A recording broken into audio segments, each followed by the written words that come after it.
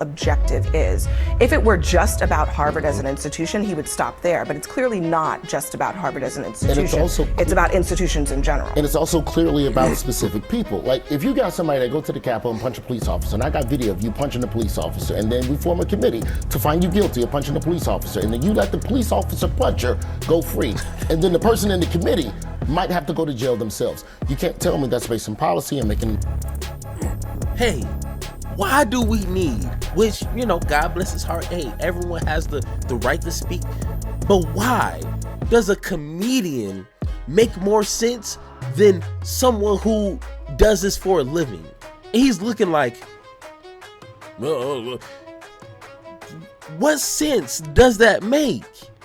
And this right here that we're going to be watching is exactly why myself and a lot of people out there hate politics, more particularly politicians in these news organizations that bring on people that will just stick to their talking points. And we know how frustrating that could be. Like, when you're trying to have a real conversation with somebody, you don't want a AI version or an NPC version of a person to talk to, especially when you're trying to talk about real issues, you know, that is affecting everybody, real people. You want to have real conversations with real people, not played out talking points like this is some sort of like sport where you have to just say the most ridiculous, craziest things so you don't lose any points. But when people are watching these videos or these conversations, real people don't want to see that. They don't want to hear that. And that's what frustrates them. That's why people don't want politicians anymore, because they're only programmed to tell you what their side is supposed to tell you. And at this point, that's played out. And especially with Republicans and Trump.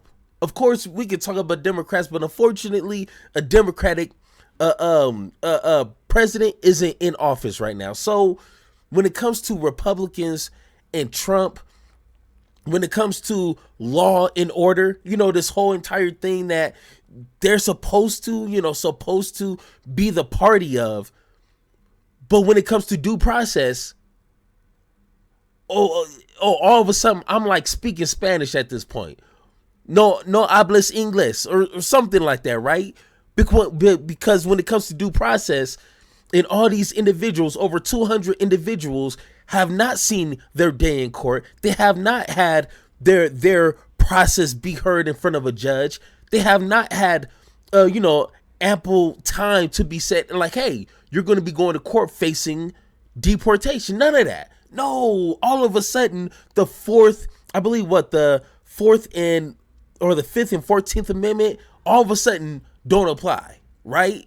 Okay, got you. When it comes to freedom of speech, when it comes to Harvard and these top 10 universities, which, you know, we all got our own issues with that. But when it comes to freedom of speech, where's these Republicans like, no, you should be able to say what you want, how you want, when you want, to who you want, and you should not lose your job over that.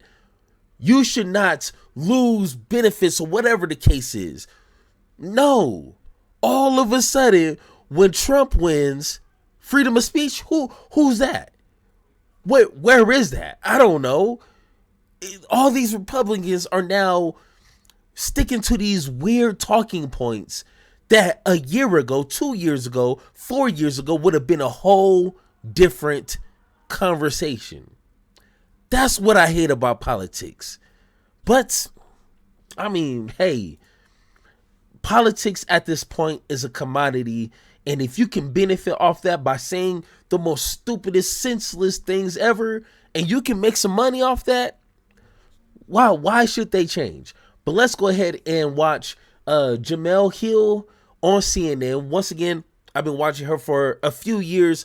I'm glad they put her on this panel, because some people need to be challenged, and not like in some sort of debate type of aspect, but just being honest and stopping the BS right there at the door. And she does that well on this video. Good evening. I'm Abby Phillip in New York. Let's get right to what America's talking about. Donald Trump's weapon of choice. Tonight, the president is a potter and the government is his clay. And he's shaping it how he chooses, depending on whether he wants to help or hurt. Now, if that sounds a little off to you, that your taxpayer dollars shouldn't fund crusades targeting people, well, it might be because candidate Trump and his allies warned about weaponizing government at every turn. It's called weaponization. The radical left Democrats are turning the law itself into a weapon for partisan persecution. It's persecution. But we have a weaponized Department of Justice and weaponized FBI, including, of course, the raid on Mar-a-Lago. We must not criminalize dissent or demonize political disagreement. Pandora's box is open, and that means that I can do it too, and I don't want to do it. But now that Donald Trump has the power to weaponize government, he is doing it. He's doling out punishment and presidential favors in equal turns. Take what he's doing at the Department of Education, for example. That agency is asking schools to recommit to following the administration's guidelines and threatening to withhold public school funding if they don't. Or look at what's happening at the IRS, where plans are being drawn up to rescind Harvard's tax-exempt status, where DOJ is tapping into taxpayer data for immigration crackdowns, and where Trump's people are asking the agency to take a second look at the MyPillow CEO and Trump ally Mike Lindell's audit. The Justice Department is another arrow in Trump's quiver. They signed pardons for January 6th rioters, including those who had criminal records, and they are now tasked with considering a Trump demand to prosecute and jail members of the January 6th committee. Then there is the list of media organizations that Trump is punishing by starving some of them of access, others of money that they need to cover the news, the AP, PBS, NPR, CBS, and NBC. So a lot there. I think the main thing here, though, is that the very people who complained about weaponization are silent now, that Trump is openly signing executive orders saying, investigate this person, take away this tax-exempt status because I don't like this entity. How is that not weaponization, Scott? Now, hey, she jumping right in. She a pretty decent opening. You know what I'm saying? I'm pretty sure they could have found more video evidence of Trump saying the most ridiculous things that he's now doing, that he's now performing, which he was demonizing Democrats doing years ago. and she goes straight to this guy, Scott, that idiot right there. And this is what I'm talking about. You can show video of Trump saying one thing and then now in real time doing the exact thing he's demonizing Democrats for doing. And what are you going to hear? What do you think you're going to hear? Something like, Trump, I love Trump, but he shouldn't be doing X, Y, and Z, or he shouldn't be taking it this far, or, he needs to review some things and try again. No, that's not what we hear. We hear excuses, talking points. That's it. Let's take a listen. Well, I totally disagree with the characterization of it. I think Trump supporters and the people who put him in office would say that he's not turning the government into a weapon. He's turning it into a shield. He's shielding the American people from illegal immigration. He's shielding the American people from having their tax dollars used for ridiculous purposes. All of these things that you mentioned, you may call them weaponization, but a lot of people would say we need a shield against a lot of these bad actors and bad institutions. You didn't address any of the things that I actually did bring up. I mean, he's saying to... And that's where talking points don't work, because when you got to talk about specifics or having a conversation where things get brought up that's outside of your talking points, you look stupid like that. She directly asked him a question and he just went straight to talking points. Well, blah, blah, blah, shield, blah, blah. Scott, you didn't answer my question. Oh, I'm sorry. I wasn't listening. I was just rehearsing my talking points to myself. Come on now. American universities, you need to Yeah. admit a certain number I'll of address it. conservatives. Yeah, I'll okay. address the universities. Or you'll lose your tax-exempt status. He is saying that he signed an executive order in the White House saying, investigate 2 individuals who told the truth about the last election and criticized me publicly. That is weaponization. Regarding the universities, first of all, he's creating, I think, a shield for the Jewish students on campus who have been the victim of horrible anti-Semitism. And he's saying to these universities, you cannot... And you see her face?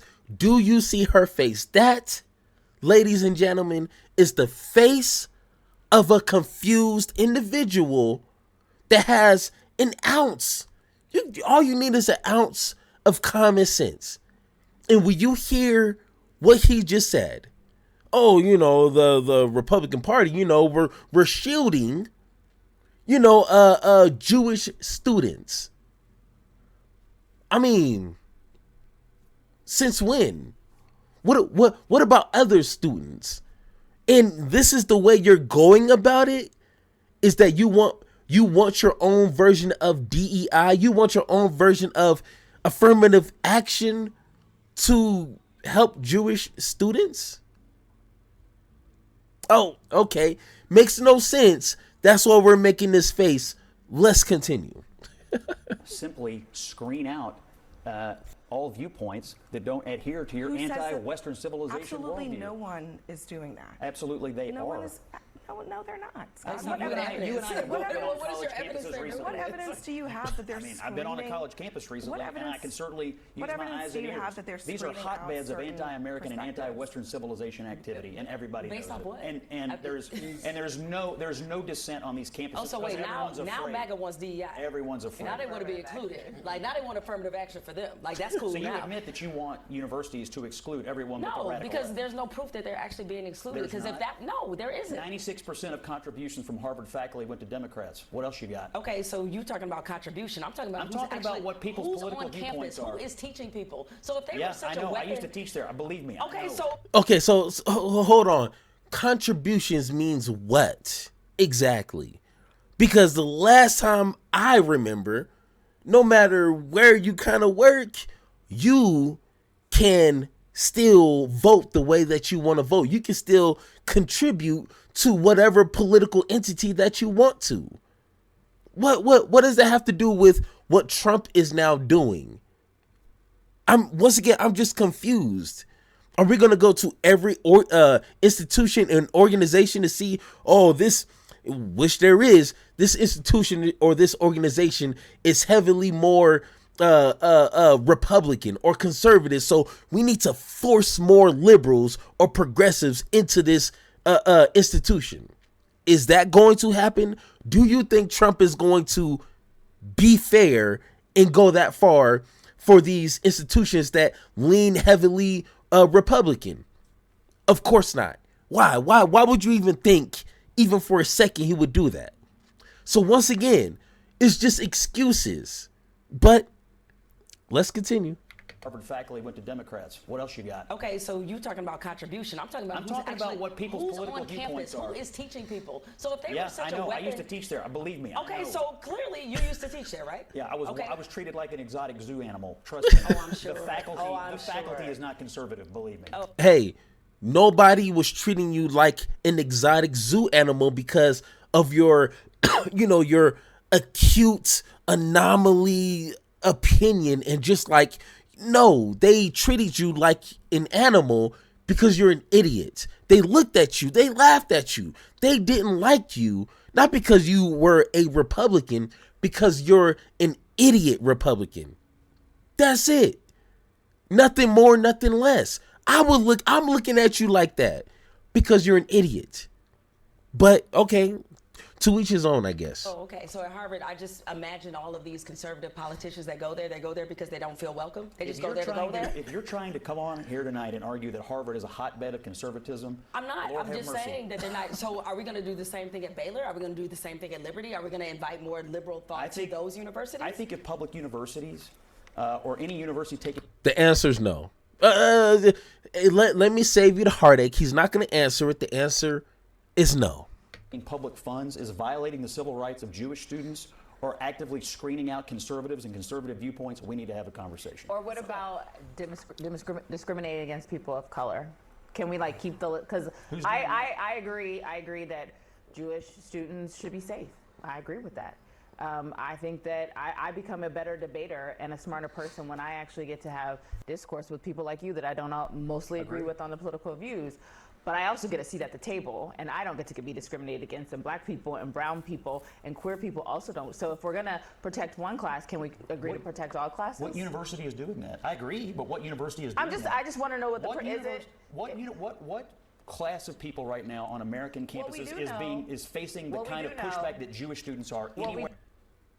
Is he acting like racism on college campuses is just now happening now, which I haven't seen no statistics that it's some rampant pandemic of, Jewish students being attacked and brutalized? No. But let's just go with this hypothetical right now. Is this the first case that you have seen where racism or discrimination has happened on these college campuses? What she is saying is, if you look at the numbers, I'm pretty sure you will find something. Can we protect everybody's freedom of speech? Can we protect everybody's safety and not just one particular group of people? I mean, you guys are the party of anti-DEI, right? Identity politics, but you just want to protect Jewish students. That's it, right? Nothing more. Nothing less, right? Just that. That's what she's asking is, what is Trump's plan for everybody? Because unfortunately, it's not just Jewish students going to these institutions. But of course, they don't care about that. They don't care about being fair or trying to protect everybody. They're just talking their talking points. But let's continue.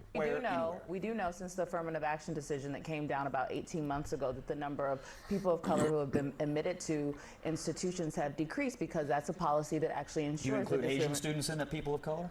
Yeah, their numbers are down too. Let me just, one of the reasons that I think this has become the topic du jour this week is because I think we've seen a lot of people who are normally pretty level-headed about this stuff raising the alarm. Let me play what Senator Lisa Murkowski, a Republican, said this week about her fear of what's going on now and of retaliation. We are all afraid. Okay.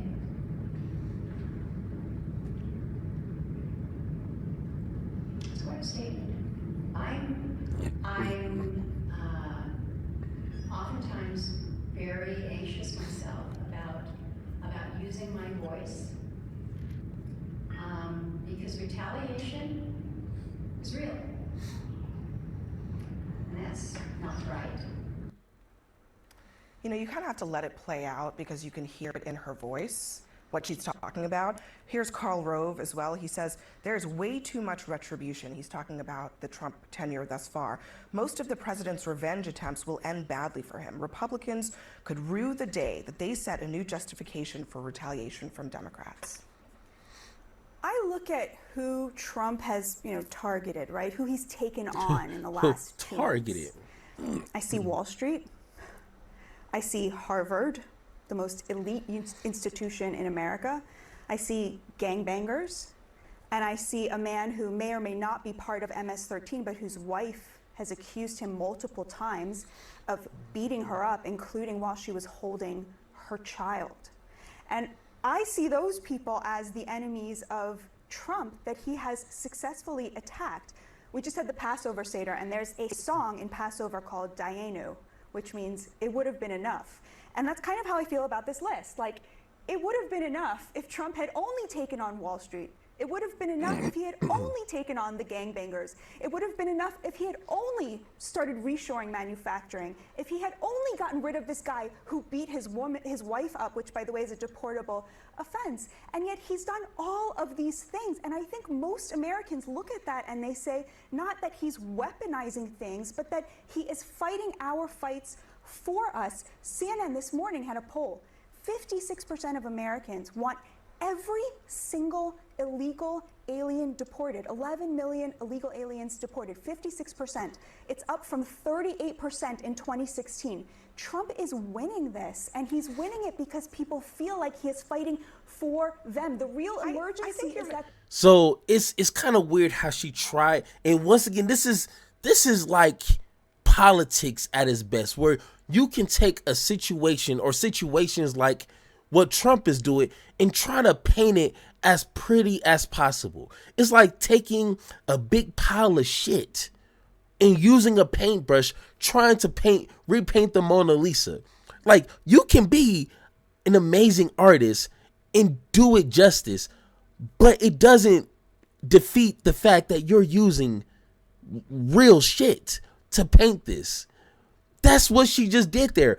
Attacking Wall Street by destroying small businesses and tanking our economy. What is that doing to Wall Street? That is not doing to regular American citizens.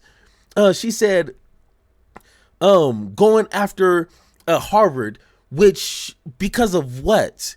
You want to inject more of your DEI into this institution? For what? How is that solving an issue that regular Americans are struggling with? Or Mr. Garcia, which I'm glad she said, which he may or may not be a part of MS-13. Well, that's the problem.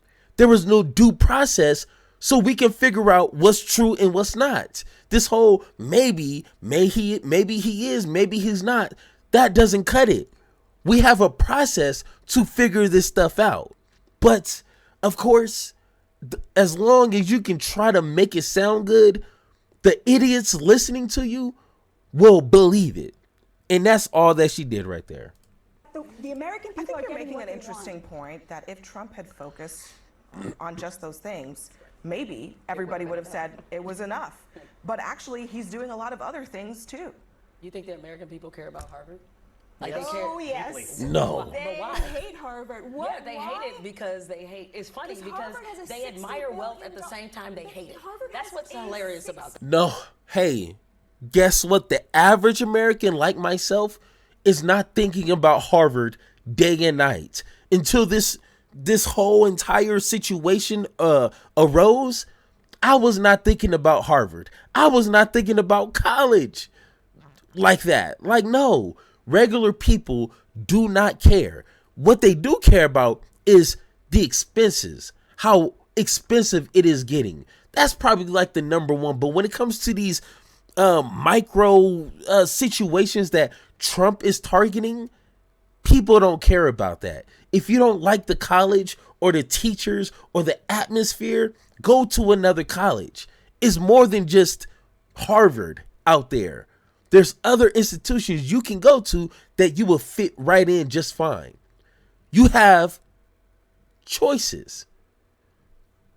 But of course, common sense doesn't work well with these conversations right here. $10 billion endowment, and they're threatening to kill animals because we won't give them $2 billion. But this is not about Harvard. It really is. It's not about Harvard. It's Yeah, I'm just saying.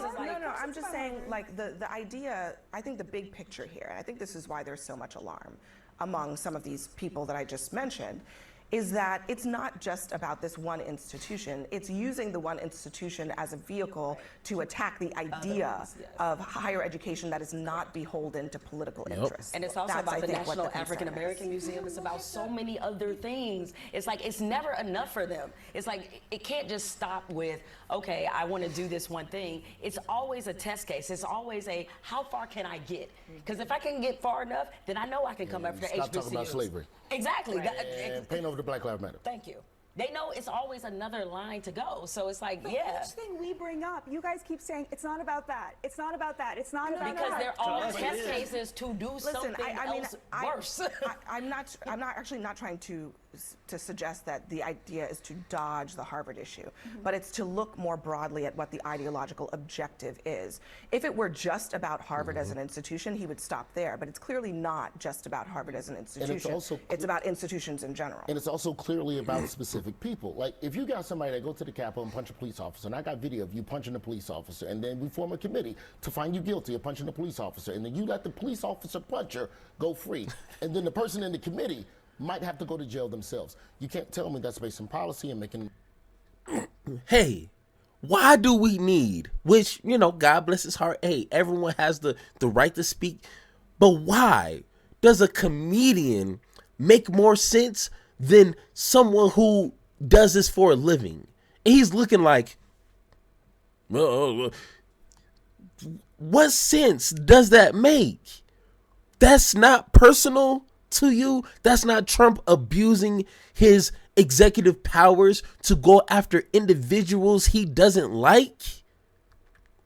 But leave it to the politicians and idiots like this to try to make some sort of excuse for it. Oh, it's protecting the American citizens like a shield. What? What are you talking about? Trump just gave pardons to these individuals that killed police officers. Oh, but you're the party of police officers. What? I can't hear you. I can't hear you over the bullshit. That simple. But we're going to make it through this video. Come on. America great again. It's not. That is something personal and vindictive. When you going after the dude who went broke selling them damn pillows up and down the television dial, that's you hooking up your homeboy. Stop acting like this is We about... didn't even bring up Mel Gibson, who got off on a gun charge for domestic violence. You know, I mean, I like that. yeah. About the institution as a Big Ten girl, go Buckeyes, national champions. They just recently. I had to. I went to Michigan State, so we both hate saying, Michigan. That's the just good let part. me have my year, okay? But what you just recently saw, the Big Ten formed an alliance because we know what happens when people try and do overreach. It starts with one, and maybe you feel comfortable with one, but one becomes 3 and 3 becomes 12, and then there is no line anymore. So the Big Ten, which Ohio is in a red state, and Iowa and all these places that are pretty conservative areas, they have formed an alliance, and they were saying if they come after one, they come after all, because they do see Harvard as a test case. So it's not about, I don't think that people should just be able to cross into our country. I understand that most of Americans are with Donald Trump right now on immigration, but what I'm saying is it wasn't enough for him. He is going beyond your list of 3. And the perfect example, which once again, you guys can take it for a joke. I've learned really quickly, if people want to tell you who they really are, sometimes it's not that hard to figure out. Believe what they say. But great example is, first Trump was supposed to go for the illegals, right? Okay, due process, but okay, got you. He didn't say they weren't going to give him due process. But then now he wants to go after neutralized citizens. I mean, they're legal citizens. Why go after them? And then, while, just this past week, he's bragging about sending U.S. citizens to El Salvador and deporting them. What? Wait, hold on. Time out. Wait a minute. This started with this here, the illegals, and now somehow, some way, we have managed to go to deporting U.S. citizens. At some point, where do you say the BS needs to stop? As a Republican, when do you say that? When they deport you? But no, I'm pretty sure, she'll make up some excuse. She looks a little mixed. They might send her. And what is her excuse going to be? Well, I mean, I must somehow be a part of MS-13. I trust Trump and his administration on what he's doing, so I deserve this. And we already seen so many Republican voters now reaping what they sowed. At some point, when does the BS stop for these Republicans? Or is it just a paycheck? They're just going to keep saying what they need to say because That's their job, is to do that. There are so many people that he is targeting, like January 6 folks, or like Chris Krebs, that is beyond the three of enough. Let me just read what the Circuit Court of Appeals said. This is a judge who was appointed by Ronald Reagan. He said, if today the executive claims the right to deport without due process in disregard of court orders, what assurances will there be tomorrow that it will not deport American citizens and then disclaim responsibility to bring them home? What assurances shall there be that the executive will not train its broad discretionary powers upon its political enemies? So the questions are being asked not just by Democrats, but also by conservatives, by judges who are worried about where this goes next. It's politically expedient right now for you, but the principle, I think, is what people are questioning. Two things. One, you said it's about institutions more broadly. I agree with you. I think the question you got to ask next is, do these institutions deserve it? I mean, I think the reason that Americans have such low levels of trust in institutions right now is because no one has ever stopped to check them on why they've had falling trust levels in the first place. And Trump is coming along and asking uncomfortable questions about a number of institutions. Regarding this statement about due process, asking questions? What are you talking about? Trump is doing more than just asking questions. Once again, this is someone, hey, shut him up and check him on that. What do you mean questions? He's literally threatening to stop their funding, make them tax exempt. And for what? Because he wants more Republican or conservative voices as teachers, as administration? How does the president have that kind of power? Hey, here's a hint. He doesn't have that kind of power. But we're almost done. Come on, let's do it. Let's do it. Disagreement about the people who were claiming there's no due process in the case of Garcia. Even if you grant, and I do, that he did have a withholding not to go to El Salvador. He went to immigration courts twice. He had a deportation order. He was in the country illegally. This man has had due process, and if they bring him back, they're going to have to send him somewhere else. I just disagree with that statement. First off, if the courts had set up for him to be deported, how was it that he was here for X amount of years, working, paying taxes, living here in America? That's not true. But once again, they don't care about the truth. They just care about getting their misinformation out there. And this is why voters get confused with what's true and what's false. That is false by a mile. If there was due process, the Trump administration would show us. They'd be like, here's the reason for deportation. He broke in X, Y, and Z laws. Hey, he got to go.